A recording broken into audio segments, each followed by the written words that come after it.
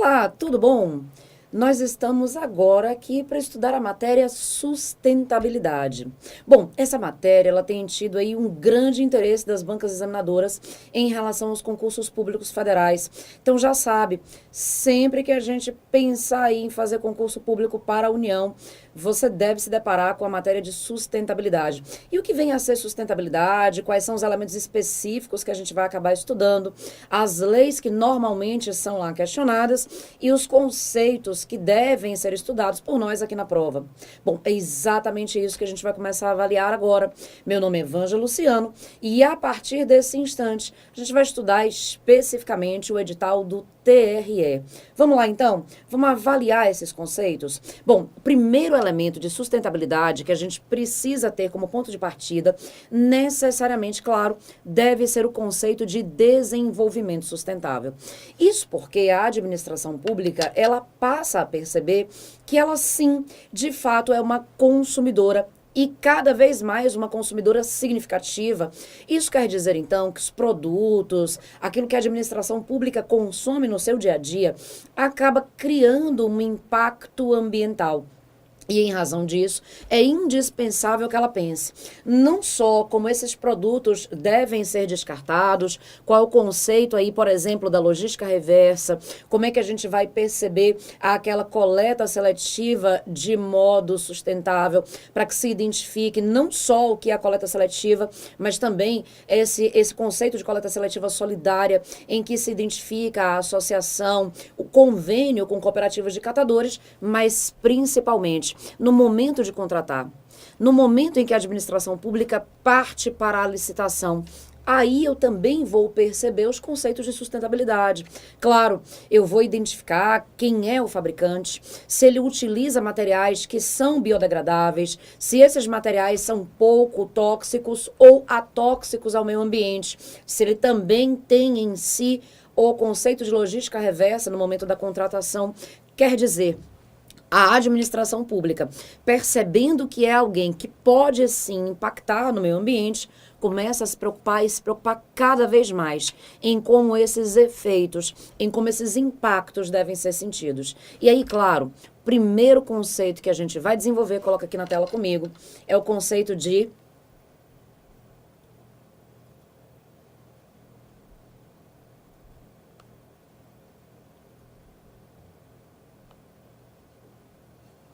desenvolvimento sustentável. E aí é indispensável, claro, que a gente pense aqui no que significa essa sustentabilidade, mas não se esqueça que é possível, sim, que exista uma certa inclinação à análise meramente do desenvolvimento, deixando a sustentabilidade um pouco de lado.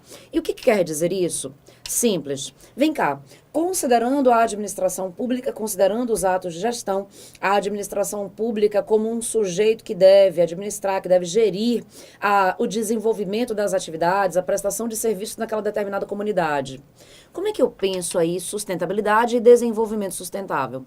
Claro, eu te disse, o ponto de partida é a sustentabilidade.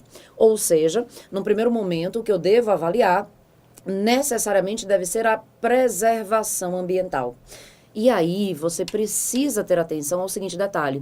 Preservação ambiental significa não causar impactos ao meio ambiente? Preservação ambiental quer dizer manter protegidos fauna, flora, sem que haja qualquer grau de degradação? Aí é que tá. Quando a gente fala do conceito de desenvolvimento sustentável, é indispensável que a gente perceba que não necessariamente eu estou diante de uma situação em que não haja impacto. Isso quer dizer, então, que depende dos mecanismos que eu esteja ali naquele momento avaliando, de quais sejam as atividades exploratórias que eu preciso utilizar, é possível sim que seja concedido licença ambiental para atividades que sejam potencialmente degradadoras. E aí entra o princípio do poluidor pagador. Como assim? Simples. Fala sério. Me diz uma coisa. Quando a gente pensa, por exemplo, em instalar determinado serviço, em instalar determinada atividade, no crescimento daquela determinada população, na expansão das atividades, é possível fazer essa expansão sem que haja qualquer grau de impacto? Difícil. Se é difícil, então, no momento em que a licença é solicitada, eu preciso fazer um estudo prévio de impacto ambiental. Esse estudo prévio vai acabar sendo elaborado e concluído através de um relatório de impacto ambiental. E o relatório deve dizer determinante ou não determinante pela instalação daquela atividade ali, porque ela é ou não é potencialmente degradadora. Mesmo que a atividade venha a causar algum grau de impacto ambiental, poder público não estará submetido, ele não estará subordinado, ele estará vinculado a esse relatório. Isso quer dizer, então, que é possível, sim, que se conceda a licença para atividade exploratória, ainda que haja algum grau de degradação, porque é indispensável, naquele momento, perceber o crescimento daquela determinada comunidade.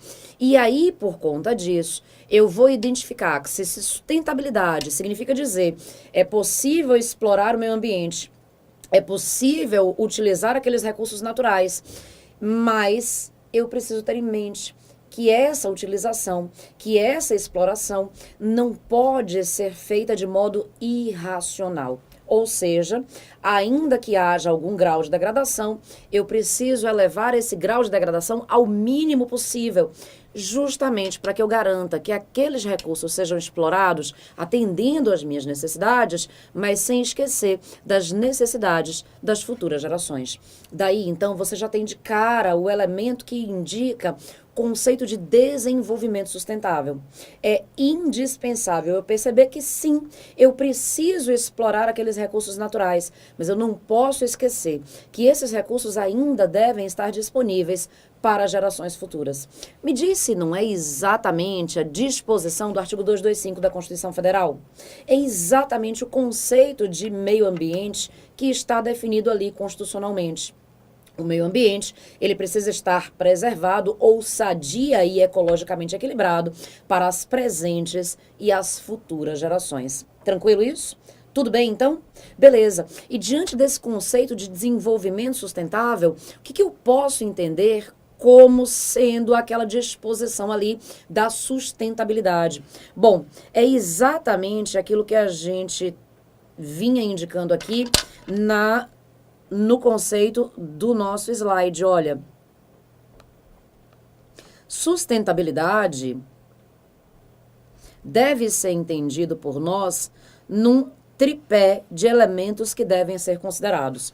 Não só, claro, a preservação desse meio ambiente, que você já me disse que deve ser para as presentes e para as futuras gerações, mas também eu preciso pensá-lo aqui para a sociedade, onde eu vou avaliar essa sustentabilidade. Ou seja, eu preciso ter em mente que depende da sociedade, os elementos que vou necessitar são distintos. Então, é indispensável que eu aplique aqui o conceito de justiça social. Ou seja, eu preciso entender que nem todas essas comunidades exigirão um grau exatamente equivalente de exploração desses recursos naturais.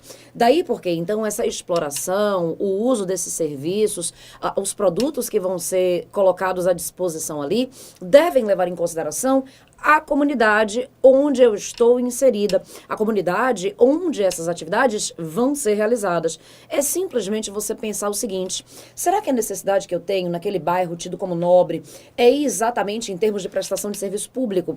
A necessidade que eu tenho naquele bairro tido como bairro de periferia? Eu tenho exatamente a mesma demanda? E se não tenho a mesma demanda, na hora de implantar ali os serviços, na hora de entregar à população aquela ação decorrente da gestão pública, eu vou acabar criando uma afetação que se assemelha em grau, em risco? Claro que não. Daí porque, então, é indispensável que você pense, sim, nessa preservação ou nesse equilíbrio ambiental para as presentes e futuras gerações, mas tendo também em consideração quais são essas necessidades específicas. Qual é a população que estou atendendo? Quais são essas demandas? Mas sem esquecer um outro elemento aqui do tripé. Qual? Vem cá comigo, olha lá.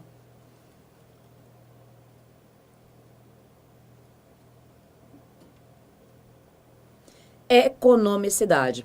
E aí, claro, naturalmente, primeiro elemento que deve vir à tua cabeça é, já sei, economicidade significa prestar aquele serviço do modo mais barato possível à administração pública. Porque, afinal de contas, fala sério, a administração pública lida com o dinheiro público para prestar esses serviços. Então, quanto menos dinheiro eu utilizo, provavelmente mais eficiente acaba sendo aquele serviço, já que eu faço o máximo com a menor quantidade de recursos, é bem a consequência do princípio da aplicação do princípio de eficácia na administração pública, não é assim? Tá, mas aí pensa bem, olha, eu tenho aqui à minha disposição alguns elementos enquanto essa aula está sendo ministrada, e um desses elementos, copo de água. Beleza. Copo de água. Considerando aqui o elemento de preservação ambiental, já sei o que a gente vai fazer. Vai atender bem esse princípio de economicidade. Essa água lá fora, o dia estava meio nublado, então está chovendo um pouquinho aqui. E isso quer dizer que deve atender bem o princípio de economicidade. O Iago, ao invés de disponibilizar para mim um invólucro para conter essa água, onde ele pega a água ali no filtro, já sei. Olha, Iago, que boa ideia. Você vai pegar a água que está ali correndo ali da chuva, ou direto ali numa cânula de captação dessa água, ou quem sabe ali na poça mesmo, você pega a água, traz aqui, pronto, professora, está aqui a economicidade, prestei o serviço, está a água aí disponível. Olha, nem tem a ideia, hein, Iago? Nem tem a ideia. Veja que apesar de ser um elemento naturalmente mais econômico, não atende qualidade. Isso quer dizer, então, que economicidade, na verdade, não é só o mais barato, não. E sim, você vai perceber que, eventualmente, nas licitações, nem sempre o melhor preço é o determinante para que aquele sujeito adjudique o contrato. Isso quer dizer, então, que eu vou pensar na economicidade, mas devo pensá-la naquele elemento que signifique também continuar prestando o serviço, garantindo um mínimo de qualidade à população. Cuidado então, hein? Economicidade não quer dizer única e exclusivamente mais barato, mas quer dizer aquilo que custe menos à administração pública, mas ainda assim garanta um mínimo de qualidade na prestação do serviço. Daí porque, é claro, se a banca te pergunta, necessário obrigatoriamente em termos de qualidade e pensando em economicidade, deve ser a técnica mais avançada, a top de linha, aquela que no mercado seja a mais interessante para aquele tipo de serviço? Não necessariamente, porque se muito embora exista técnica de superior qualidade, mas naquele momento a população que vai ser atendida, ela não tem condição de ratear o valor dessa técnica, não será essa a mais avançada que vai ser utilizada. Por outro lado, não é a de pior qualidade também, porque eu preciso garantir esse mínimo de qualidade na prestação do serviço, tudo bem? Então, entenda essa economicidade aqui com uma otimização dos gastos da administração pública. É fazer, sim, o máximo de serviços pela menor quantidade de recursos, mas o máximo de serviços com qualidade à população. Tranquilo? Entendeu, então, o que é esse conceito de sustentabilidade? Eu preciso percebê-lo nesse tripé. Olha aí o tripé. Preservação do meio ambiente para as presentes e futuras gerações, levando em consideração quais são as necessidades da sociedade para onde esses serviços, esses produtos estejam sendo disponibilizados, com um mínimo de qualidade que deve ser levado em consideração no momento em que aquele serviço, aquele produto vai ser colocado à disposição daquela população. Isso, então, é o que me garante esse conceito, essa noção de sustentabilidade. A preservação desses recursos naturais, levando em consideração que eu preciso explorar para aquela determinada comunidade, atendendo a um mínimo de qualidade na prestação do serviço público, mas usando racionalmente tanto esses serviços quanto o dinheiro público e os recursos naturais que serão levados em consideração ali na utilização. E o desenvolvimento sustentável? Bom, é isso tudo, pensando que a exploração desses recursos não só deve atender às minhas necessidades, mas também, claro, logicamente, às necessidades das futuras gerações. Tudo bem? Sem problema? Tudo certinho? Tranquilo mesmo? Beleza.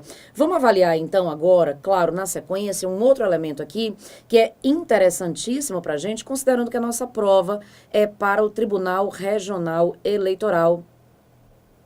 É a Resolução 23474 de 2016, ou seja, a Resolução TSE. E aí, é claro, o primeiro elemento que você deve levar em consideração aí no artigo 1º da resolução, são os sujeitos que estão subordinados a essa resolução. E olha, eu preciso que você leve em consideração o texto da resolução, me embolei toda agora. De novo, eu preciso que você leve em consideração o texto da resolução.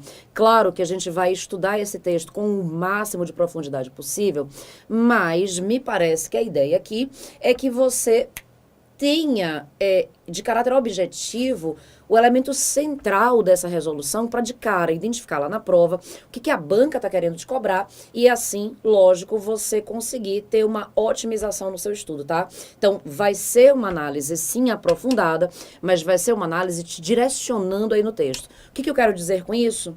Simples. Simples. Não adianta agora, nesse momento, você estar com o texto da resolução na mão e acompanhar do artigo 1º ao artigo 25, um atrás do outro corrido, porque não é essa análise que a gente vai fazer.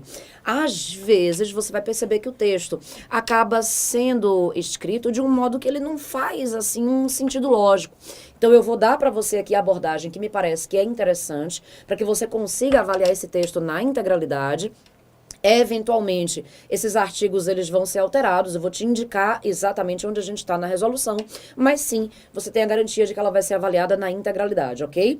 Mas a análise que a gente vai fazer aqui, ela vai ser o máximo objetiva possível, para que esse vídeo seja suficiente, para que você consiga entender as disposições que estão contidas aí no texto da resolução, para que você consiga gabaritar todas as questões da prova e, claro, para que você tenha tempo também de avaliar outros elementos que, segundo a banca examinadora, tem peso maior no teu edital. Combinado? Vamos lá, então? Primeiro elemento, então, ponto de partida, quem são os sujeitos que estão subordinados a essa resolução. E você vai perceber aí logo de cara no artigo 1º que esses sujeitos são aqueles do artigo 118 da Constituição Federal, incisos 1 e 2. E aqui o interessante é você perceber o seguinte, a resolução é do TSE.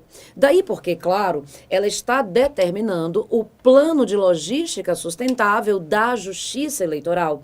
E o primeiro cuidado que você vai ter, os sujeitos dos incisos 1 e 2 do artigo 118 da Constituição não são todos os órgãos da Justiça Eleitoral, não. Aliás, começa daí, ponto de partida. Quem são os 4 sujeitos que estão indicados no artigo 118? Já viu? Pegou aí a Constituição? Já olhou? Já fez a anotação na resolução? Olha lá, primeiro, TSE. Segundo, TRS. Terceiro, juiz eleitoral. E quarto, junta eleitoral, não é isso? Pois bem, a nossa indicação aí diz respeito aos sujeitos dos incisos 1 e 2, ou seja, TSE e TRS. E aí, nesse sentido, então, são esses sujeitos, esses 2 tribunais, 2, na verdade, não 2, né? Porque TRE, eu tenho um em cada capital de estado do país. Tudo bem, então, são aqueles 26 estados, mais o Distrito Federal. Então, eu tenho o TSE e os TREs como sujeitos obrigados aqui pela lei, aqui pela resolução. Então, quem são os sujeitos a quem se dirige essa resolução? TSE e TRS. Tranquilo? Com base nessa premissa, olha aqui, TSE e TRS estarão obrigados exatamente a quê? Bom, a obrigação desses sujeitos será, segundo o artigo 1º, criar núcleos ou unidades socioambientais, determinar a competência desses núcleos ou unidades socioambientais e também implementar o Plano de Logística Sustentável da Justiça Eleitoral. E aí o primeiro cuidado, a primeira atenção que você deve ter em relação à competência desses sujeitos é que esses órgãos não criam o Plano de Logística Sustentável, eles não elaboram o Plano de Logística Sustentável. Eles criam os núcleos ou unidades de sustentabilidade. Esses núcleos ou unidades terão uma função específica de natureza permanente dentro dos respectivos tribunais, mas para o TSE, para o TRE, a função específica, criar as unidades, determinar as competências dessas unidades e implantar o plano de logística sustentável. Tudo bem? Fez essa anotação aí? Perfeito. E em relação às unidades? Bom, vamos diretamente para a unidade, porque aí a gente esgota essa competência específica e aí, na sequência, o elemento mais importante da resolução, a gente vai tratar do plano de logística sustentável, ok? Muito bem, vamos lá. Unidades, então. Esses núcleos ou unidades socioambientais, eles devem ter caráter permanente, mas servirão para quê? São eles quem criam os planos de logística sustentável? Não. Eles têm caráter permanente porque eles contribuem aqui para uma mudança de visão dos servidores dos tribunais. O que isso quer dizer? Simples. Vem cá, me diz uma coisa. Hoje, quais são as ações que você tem no seu dia a dia que você entende que sejam ações de sustentabilidade? O que você faz, por exemplo, que você acaba pensando assim, olha, isso aqui é uma ação em que eu entendo, sim, um elemento de preservação ou tentativa de preservação ambiental? Tá, agora sim, na lata, ficou difícil você pensar? Então, vou te dar uma mãozinha. Por exemplo, lixo. Sempre que você utiliza alguma coisa, consome alguma coisa e está andando pela rua, você segura ali a embalagem, você segura ali o resto daquilo que você está consumindo para que ele seja realmente descartado em unidade própria para descarte? Ou, eventualmente, de vez em quando já aconteceu, não é uma comum, mas já aconteceu de você acabar descartando ali na via pública mesmo? Claro que não, né? Então, lógico que o descarte adequado é uma ação de sustentabilidade, não tenha dúvida. Na hora que você em casa tá lá tomando banho, lavando pratos, arrumando a casa, você abre a torneira somente quando haja a necessidade da limpeza ou ela fica em fluxo constante de água? E mais, no momento em que você pensa aí o que você vai fazer com o descarte daquilo que você chama de lixo, você separa esses elementos em relação à possibilidade de reutilização, de reciclagem? Já pensou em fazer compostagem? Bom, essas são todas ações de sustentabilidade, claro que são, mas se você no seu dia a dia pensa, atua dessa determinada forma, claro que você acaba levando esses valores para o ambiente de trabalho. Então, ali na administração pública, naturalmente, as tuas ações já serão ações que pensam a sustentabilidade. Mas pensa o contrário. E se você, no dia a dia, não tem essa prática? É o tribunal quem está determinando, é a administração pública quem está impondo a você ações de sustentabilidade. Eles, por exemplo, acabam de adotar ali na administração pública um conceito interessante do adote o seu copo. E aí você naturalmente vai colocar aqui o nome, vai colocar aqui um adesivo e a partir de agora esse copo você vai utilizar durante todo o dia de trabalho. Perfeito. Esse conceito é um conceito da administração pública que você passa a desempenhar ali no local de trabalho. Mas se você de fato entende que aquilo é interessante, se você compreende os motivos pelos quais aquela ação está sendo adotada, você não fica com aquela medida, com aquela ação exclusivamente no âmbito de trabalho. Você acaba levando aquilo para a tua vida particular. Você acaba disseminando aquela informação e, naturalmente, outras pessoas passam a ser contaminadas por aquela ação de sustentabilidade, não é assim? Isso quer dizer, então, que a função específica dessas unidades desses núcleos socioambientais, contribuindo aí para uma mudança de visão, para uma sensibilização, para uma capacitação desse novo servidor, para que ele passe a perceber qual é a intenção, qual é a importância, quais são as consequências dessa conduta em termos de preservação ambiental, é essencial para uma mudança de visão, para uma mudança de valores desse servidor. E isso faz com que essas atividades não só sejam desempenhadas no ambiente de trabalho, mas principalmente elas acabem também sendo desempenhadas fora do local de trabalho. Porque, é claro, se eu tenho aí em mente que a quantidade de rejeitos produzidos chega a ser mais ou menos, numa média de 50% lixo domiciliar, é natural, então, que a administração pública, sensibilizando esse servidor, acabe indiretamente contribuindo para que ali, na sua unidade domiciliar, o servidor também tenha esses conceitos de sustentabilidade colocados em prática. E aí, querendo ou não, não só eu tenho sustentabilidade no local de trabalho, mas o conceito acaba sendo levado em consideração para além da unidade laboral. Tranquilo? Entendido isso? É exatamente, então, essa a função, e aí você observa nos artigos 5º e 6º da nossa resolução, que exatamente essa a função das unidades ou núcleos socioambientais. Contribuir para essa mudança de visão, contribuir para esses novos paradigmas de sustentabilidade, não só na administração pública, mas também em relação ao servidor público, tudo bem? Sem problema isso? Tá, mas aí eu tô falando de criar o núcleo ou a unidade, papel do TSE ou TRE. Eu tô falando do papel da unidade ou núcleo, mas eu não disse ainda a respeito do plano de logística sustentável. Quem é que elabora esse plano de logística sustentável? Quem é o sujeito que tem essa atribuição e como ele vai desempenhar essas funções? Então, vamos analisar a disposição específica do artigo 12. E aí o artigo 12 diz assim para você, olha aqui comigo, deixa eu apagar aqui.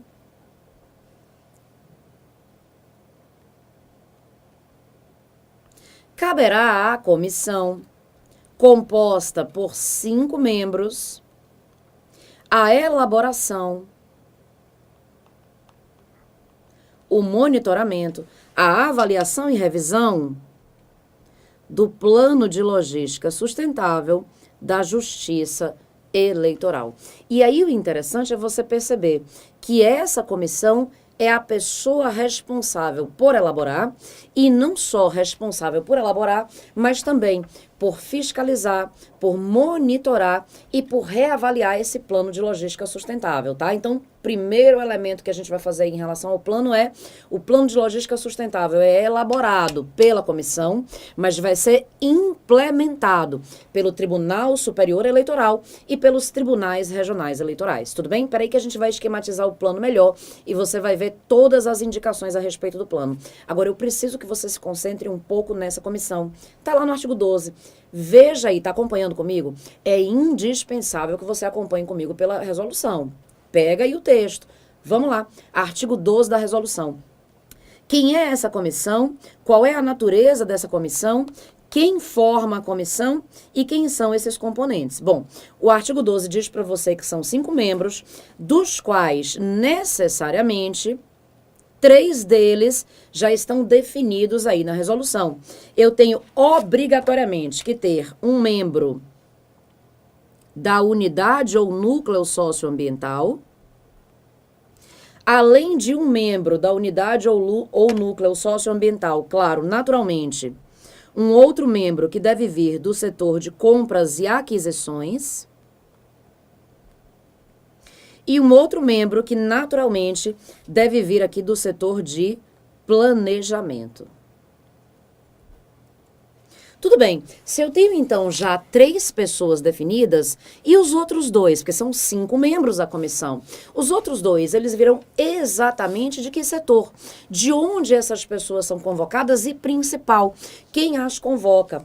Bom, se você observa aí a indicação do artigo 12, viu claramente que a resolução disse para você, caberá a uma comissão formada por 5 membros, indicados pela alta administração do tribunal. Então, já sei que, vem cá, bota aqui na tela comigo, a comissão terá os seus membros indicados pela alta administração. E essa alta administração indica esses 5 membros todos, mas deve observar que 3 deles, um virá da unidade ou núcleo socioambiental, o outro do setor de compras e o outro do setor de planejamento. Daí, então, naturalmente, a alta administração escolherá os 5, deverá obrigatoriamente respeitar que 3 desses 5 já estão definidos lá pela própria resolução e os outros 2, ela fica livre para escolher quem são. E essa alta administração não só cria essa indicação aí de quem são os sujeitos, mas também subordina a comissão. Então, a comissão fica vinculada, a comissão fica subordinada à alta administração federal, tudo bem? Quem é essa alta administração? Bom, o sujeito é que vai ter designação de função de chefia, o DAS 06 ou superior, tanto no TSE quanto no TRE, tranquilo? E esse sujeito não só escolhe quem sejam os membros efetivos da comissão, como também, claro, havendo a necessidade, já escolhe também quem sejam os membros substitutos dessa comissão. A comissão será responsável pela elaboração do plano e deverá respeitar os elementos específicos da resolução a respeito do conteúdo, a respeito da possibilidade de divisão temática desse plano, o modo como o plano deve ser elaborado, a necessidade de publicação, assim como a data em que eu perceba ou a periodicidade em que eu perceba a publicação e revisão do plano de logística sustentável, tranquilo? Até aqui, então, quais são os elementos que eu tenho para identificá-los lá para a minha prova? Primeiro, os órgãos TSE e TRE são responsáveis por criar núcleos ou unidades socioambientais. Além de criar unidades ou núcleos, eles definem as competências dessas unidades ou núcleos e implantam o plano de logística sustentável da Justiça Eleitoral. Plano esse que será criado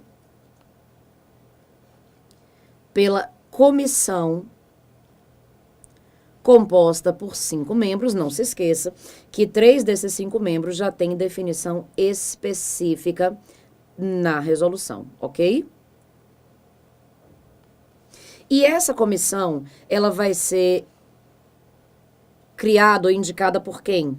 Pela alta administração desses respectivos órgãos. Essa alta administração subordina a comissão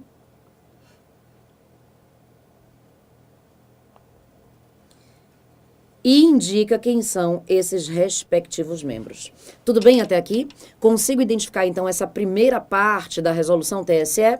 Sem problema, tranquilinho. Tá marcando isso aí na resolução, é indispensável que você faça essas anotações, tá? Tranquilo? Beleza. Eu vou fazer um pequeno intervalo. Daqui a pouco a gente volta aqui no nosso segundo bloco. E aí a gente vai analisar todos os elementos relativos ao plano de logística sustentável. Perfeito? Até já então.